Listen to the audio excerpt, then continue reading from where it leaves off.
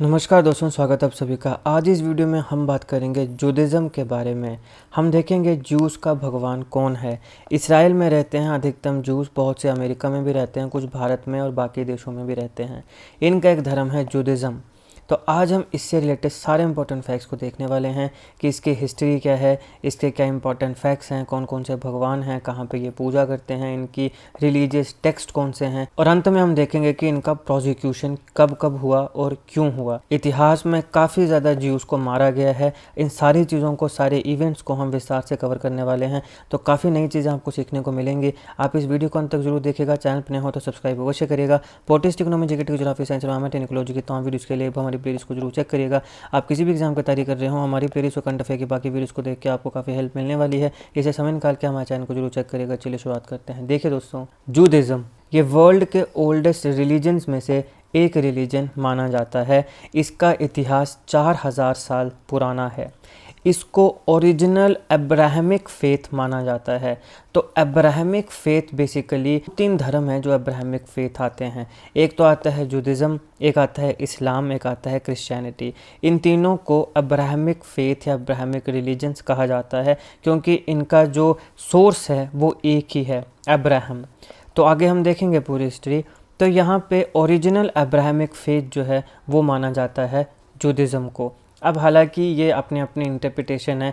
Juice बोलते हैं कि हमारा रिलीजन जो है वो ओरिजिनल है, क्रिश्चियंस बोलते हैं कि हमारा ओरिजिनल अब्राहमिक रिलीजन है, इस्लाम बोलता है कि हमारा ओरिजिनल अब्राहमिक रिलीजन है। तो अभी ये डिबेट जो है ये अपने हिसाब से चलती रहती है, हम उस पर नहीं जाएंगे। लेकिन कुछ किताबों में ऐसा माना जाता है कि जूडिज़्म जो है ये ओरिजिनल अब्राहमिक रिलीजन है।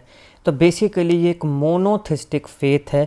मोनोथिस्टिक फेथ का मतलब होता है कि ये एक ही भगवान को मानते हैं।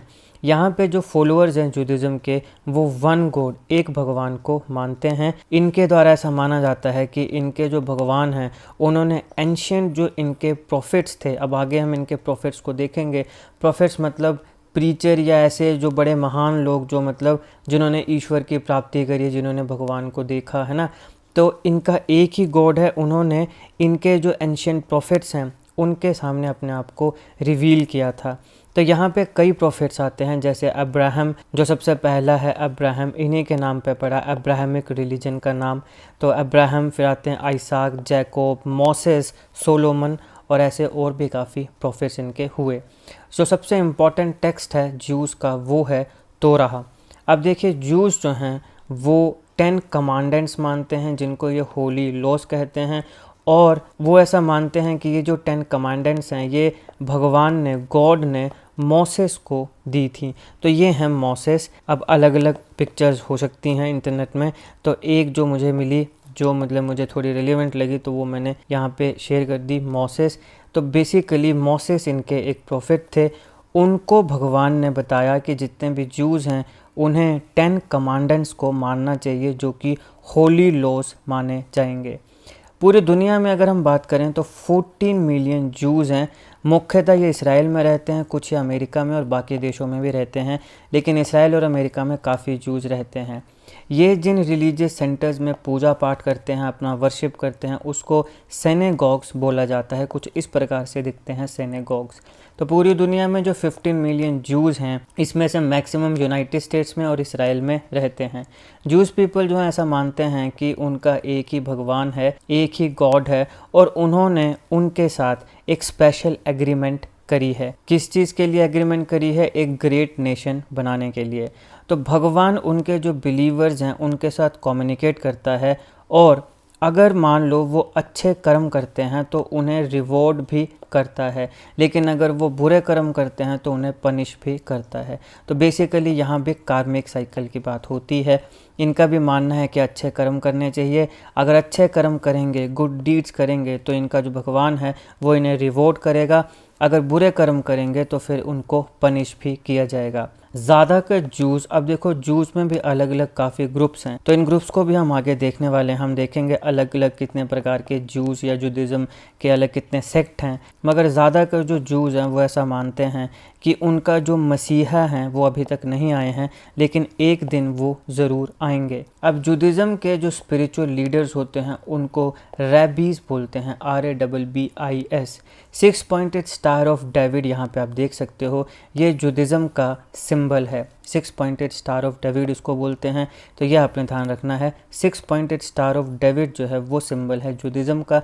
इनके स्पिरिचुअल लीडर्स को रैबिस बोला जाता है। ट्रेडिशनली कोई भी व्यक्ति जिसकी मदर जूइश है उसको जूइश माना जाता है। तो मदर अगर जूइश है, फादर जूइश अगर नहीं भी है, तो भी उस बच्चे को जूइश माना जाता है। तो यहाँ पे मदर की साइड वाला जो फैक्टर है वो देखा जाता है।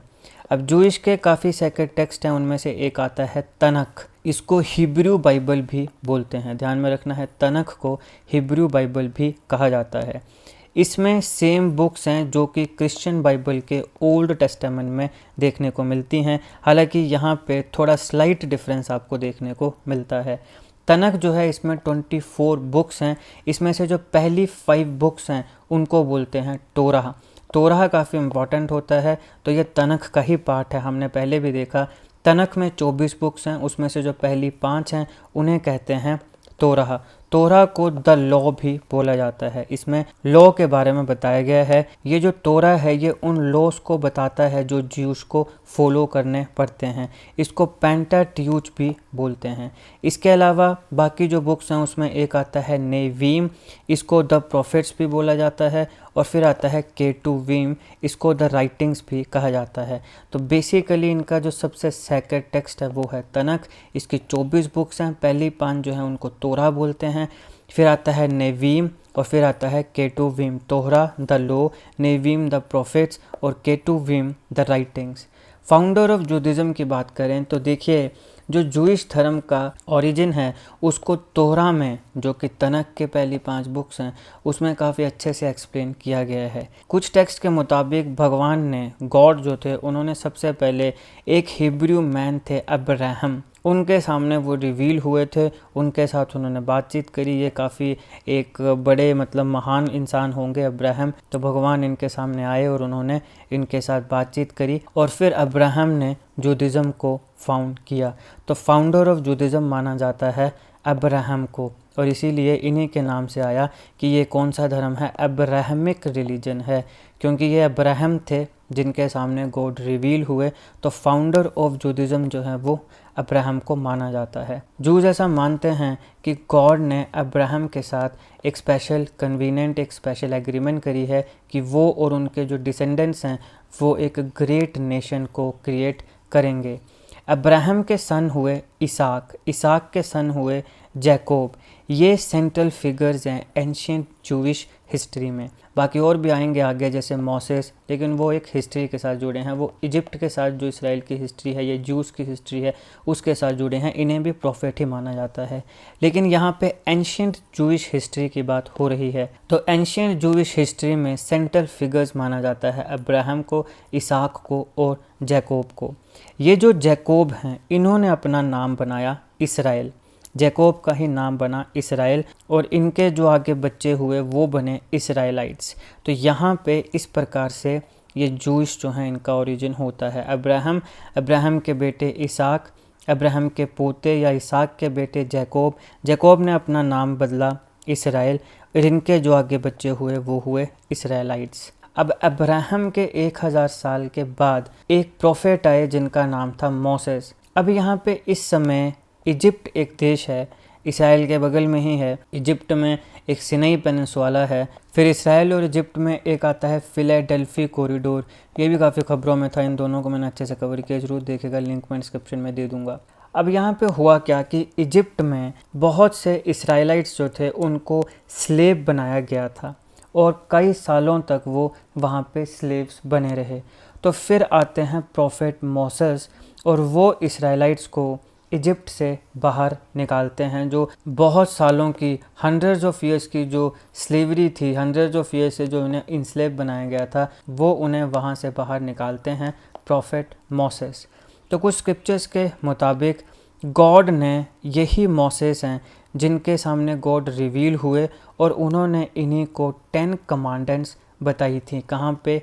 माउंट सिनाई में। तो माउंट सिनाई में मोसेस को भगवान दिखते हैं, गॉड, और गॉड वहाँ पे इन्हें 10 कमांडेंट्स के बारे में बताते हैं।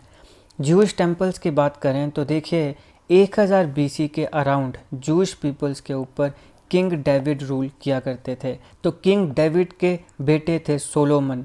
सोलोमन ने पहला होली टेम्पल जेरूसलेम में बनाया था, जो कि बाद में ज्यूस के लिए सेंट्रल प्लेस ऑफ वर्शिप बना। लेकिन ये किंगडम जो था ये 931 BC आते आते ख़त्म हो गया और यहाँ पे जूइश पीपल भी दो ग्रुप्स में स्प्लिट हो गए।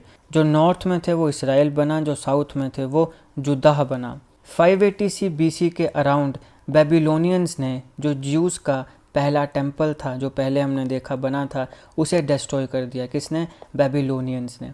अब आप देखोगे कि यहाँ से शुरुआत हुई जूस के टेम्पल को तोड़ने की और जूस लोगों को मारने की। तो जूस का जो पहला टेम्पल था उसको बेबीलोनियंस के द्वारा डिस्ट्रॉय कर दिया जाता है और जूस को एग्जाइल में भेज दिया जाता है, वनवास में भेज दिया जाता है। उसके बाद उनका दूसरा टेम्पल ये बनाते हैं 516 BC में, लेकिन उसे भी रोमन्स के द्वारा 70 AD में डिस्ट्रॉय कर दिया जाता है। सेकंड टेम्पल की जो डिस्ट्रक्शन थी जो कि रोमन्स ने करी, ये काफ़ी सिग्निफिकेंट थी, क्योंकि इसके बाद जूश लोगों के लिए कोई भी प्राइमरी प्लेस नहीं बची थी जहाँ पे वो इकट्ठा हो सकें और अपना वर्शिप कर सकें। तो इसलिए फिर उन्होंने लोकल सिनेगॉग्स में वर्शिप करना शुरू कर दिया। जूश होली बुक्स को हमने ऑलरेडी देखा, तनख हमने ऑलरेडी देख ली है, लेकिन इसके अलावा और भी काफ़ी इंपॉर्टेंट मैन्यूस्क्रिप्ट आने वाले कुछ सालों में कंपोज हुई। ये जो मैन्यूस्क्रिप्ट्स हैं ये बेसिकली इंसाइट देती हैं, जानकारी देती हैं कि जो तनख है उसको कैसे इंटरप्रेट करना है, और ये ओरल लॉज को डॉक्यूमेंट करती है, कुछ ऐसे लॉज जो प्रीवियसली रिटन डाउन नहीं थे, मतलब प्रीवियसली लिखे नहीं गए थे। 200 AD के आसपास कुछ जूविश स्कॉलर्स मिशनाह नाम की एक किताब बनाते हैं। बेसिकली ये जूविश कोड ऑफ लॉ को डिस्क्राइब और एक्सप्लेन करता है, कुछ ऐसे लॉज जो प्रीवियसली सिर्फ ओरली कम्युनिकेट किए जाते थे। फिर आता है तालमुड। ये जूविश लॉज की टीचिंग्स और कमेंट्रीज की कलेक्शन है तालमुड। तालमुड जो है उसमें मिशनाह भी आता है और उसमें बाकी भी कुछ टेक्स्ट आते हैं, जैसे गेमरा। गेमरा जो है ये मिशनाह की एग्जामिनेशन है, इसमें मिशनाह को एग्जामिन किया गया है। यहाँ पे थाउजेंड्स ऑफ रैबीज़ मैंने आपको बताया जो उनके स्पिरिचुअल लीडर्स होते हैं, उनकी इंटरप्रिटेशन भी आती है। और यहाँ पे जूविश लॉ की 613 इम्पोर्टेंट कमांडमेंट्स भी आती हैं। फर्स्ट वर्जन जो था तालमुड का उसे 3rd सेंचुरी AD के अराउंड फाइनलाइज किया था, और जो सेकंड फॉर्म थी उसको 5th सेंचुरी AD में कंप्लीट किया था। जुडिज़म जो है ये काफ़ी रिटन टेक्स्ट और कमेंट्रीज को भी एम्ब्रेस करता है। इसमें एक एग्जांपल आता है 13 आर्टिकल्स ऑफ फेथ। इसको जूइश फिलोसोफर मैमोनीड्स ने लिखा था।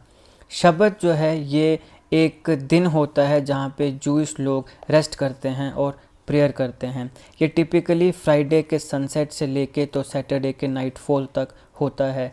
शब्द को ऑर्गेनाइज अलग अलग फॉर्म्स में किया जाता है, डिपेंड करता है कि जूडिज़म जो है वो कौन सी जूइश फैमिली फॉलो कर रही है। जो ऑर्थोडॉक्स और कंजर्वेटिव ज्यूज़ हैं वो किसी भी प्रकार का फिज़िकल लेबर नहीं करते हैं और इस दिन वो इलेक्ट्रिकल डिवाइसेस का भी यूज़ नहीं करते हैं।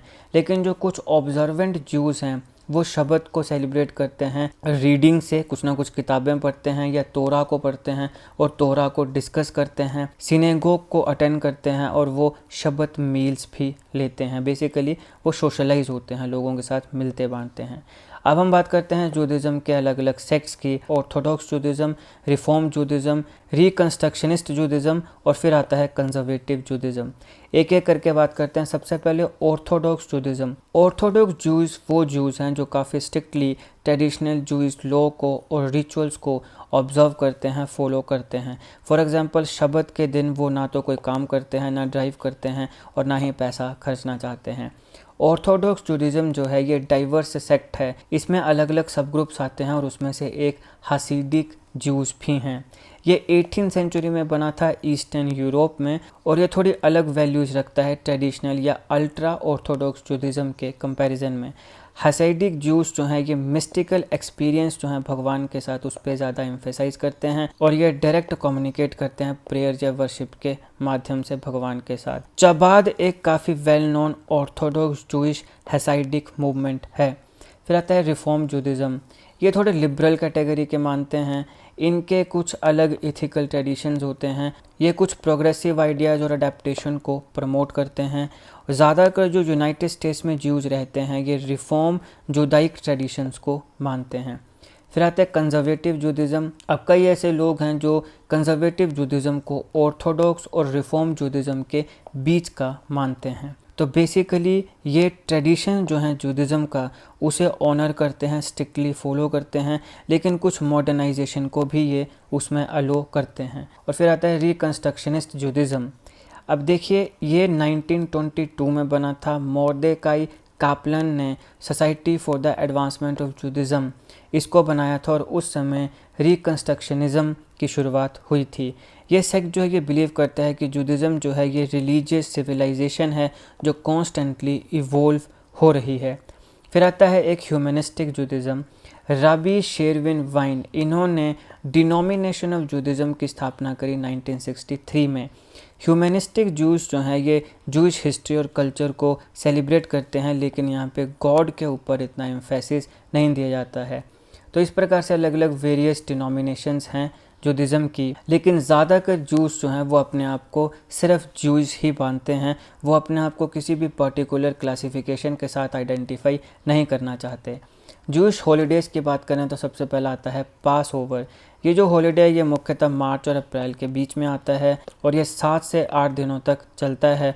और इजिप्ट से जो जूस की फ्रीडम हुई थी, जो मैंने आपको बताया इजिप्ट में स्लेवरी करा करते थे जूस, और वहाँ पे प्रॉफेट मोसेस आए और उन्होंने इन जूस को आज़ाद किया। तो वहाँ पे जो जूस फ्रीडम हुई है ये 7 से 8 दिन जो होते हैं मार्च और अप्रैल के, ये उसे सेलिब्रेट करता है पास ओवर। स्पेसिफिकली पास ओवर जो है ये बिब्लिक स्टोरी है जहाँ पे जो हिब्रू गॉड है वो जूस फैमिलीज़ में आते हैं, उनके बच्चों को प्लेग से बचाते हैं और जो फर्स्ट बॉर्न बेबीज जिनको इजिप्ट में मार दिए जाना था उन सारों को भी बचाते हैं। फिर आते हैं रोश हाशनाह। जूस जो हैं वो यूनिवर्स के बर्थ को सेलिब्रेट करते हैं और ह्यूमैनिटी को सेलिब्रेट करते हैं इस दिन, और इसीलिए इसको जूइश न्यू ईयर भी बोलते हैं। तो ध्यान रखिए, अभी ये काफ़ी इंपॉर्टेंट है कि जूइश न्यू ईयर को क्या बोला जाता है, रोश हाशनाह बोला जाता है। ये जनरली सितंबर या अर्ली अक्टूबर के महीने में आता है। फिर आता है योम किपुर। देखिए इसको डे ऑफ अटोनमेंट भी बोलते हैं। होलीएस्ट डे माना जाता है ये पूरे साल में जूस के लिए, और जूस इस दिन को फास्टिंग या प्रे करके सेलिब्रेट करते हैं।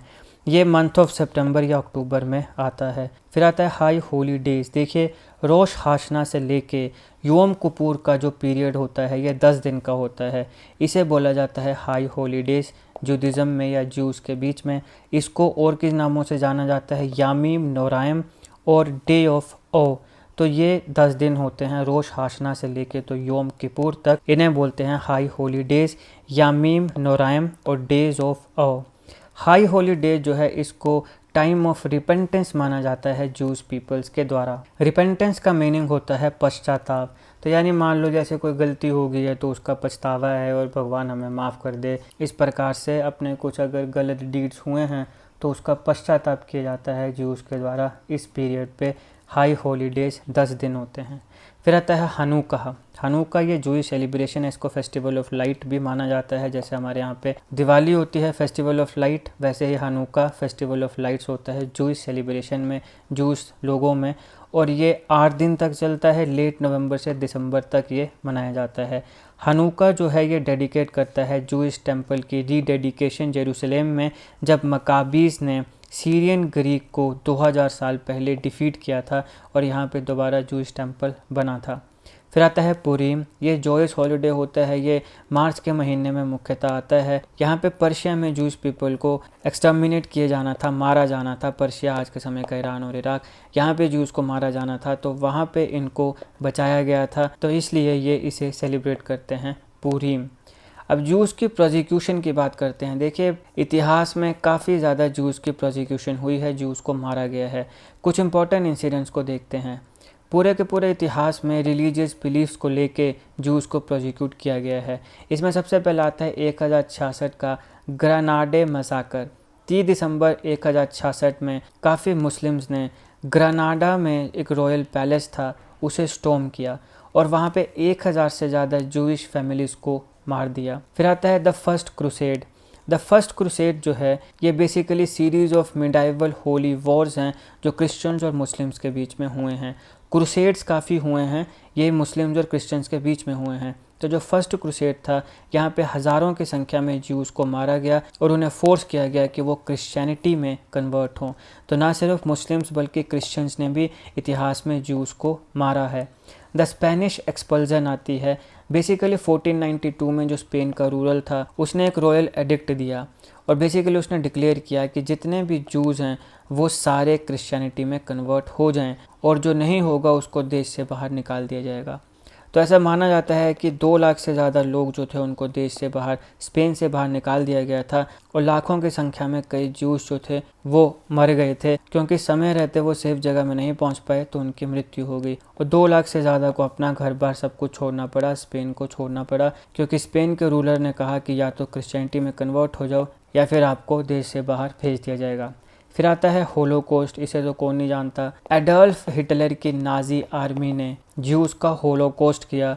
ये most infamous modern day atrocity है जो ज्यूज़ के ऊपर हुई है और नाजी आर्मी के द्वारा 6 मिलियन, 1 मिलियन में 10 लाख होता है, 6 मिलियन यानी बताओ तुम 60 लाख ज्यूज़, 60 लाख ज्यूज़ को मारा था नाजी आर्मी ने होलोकॉस्ट में एडोल्फ हिटलर के समय। इसीलिए इसको डिक्टेटर और पता नहीं क्या क्या बोला जाता है। मतलब तुम देखो यार, 60 लाख बहुत ज़्यादा होते हैं। वैसे तो एक भी नहीं मरना चाहिए इनोसेंट, सिर्फ इसीलिए कि ये अलग धर्म के हैं। तुम देख रहे हो दुनिया में क्या, और भारत में भी यही है। भारत में भी देखो इतिहास में कितने दंगे फसाद हुए हैं। बांग्लादेश में तुम देखो आज के समय क्या हो रहा है, पाकिस्तान में देखो क्या हो रहा है, सिर्फ इसलिए कि तुम अलग धर्म को मानते हो, हम अलग धर्म को मानते हैं। कैसी मान सकता है ये? तो इन सब चीज़ों से हमें ऊपर उठना चाहिए। तो ये था जुडिज़म से रिलेटेड सारे इंपॉर्टेंट फैक्ट्स। यहाँ पे हमने जूस का रिलीजन देखा, इनकी हिस्ट्री देखी, इनके इंपॉर्टेंट फेस्टिवल्स देखे, अलग अलग कितने प्रकार के सेक्ट हैं वो देखे, जूस की प्रोसिक्यूशन देखी। काफ़ी विस्तार से मैंने इस टॉपिक को कवर किया है और मैंने काफ़ी मेहनत भी करी है इसे बनाने में, काफ़ी ज़्यादा रिसर्च करा है इस पूरे टॉपिक को बनाने के लिए। आई होप आपको वीडियो अच्छी लगी। अगर आपको अच्छी लगी तो लाइक करिएगा, शेयर करिएगा। Politics, economy, GK, geography, science, environment, include की तमाम वीडियोज़ के लिए हमारी प्लेलिस्ट को जरूर चेक करिएगा। आप किसी भी एग्जाम की तैयारी कर रहे हो, हमारी प्लेलिस्ट और करंट अफेयर की बाकी वीडियोज़ को देख के आपको काफ़ी हेल्प मिलने वाली है। इसे समय निकाल के हमारे चैनल को जरूर चेक करिएगा। GK, current affair, GK tricks ऐसी वीडियोज़ के लिए हमारे चैनल को सब्सक्राइब करिएगा, बेल आइकन को जरूर दबा दीजिएगा ताकि किसी भी वीडियो की नोटिफिकेशन आपसे मिस ना हो। आपका बहुत बहुत धन्यवाद।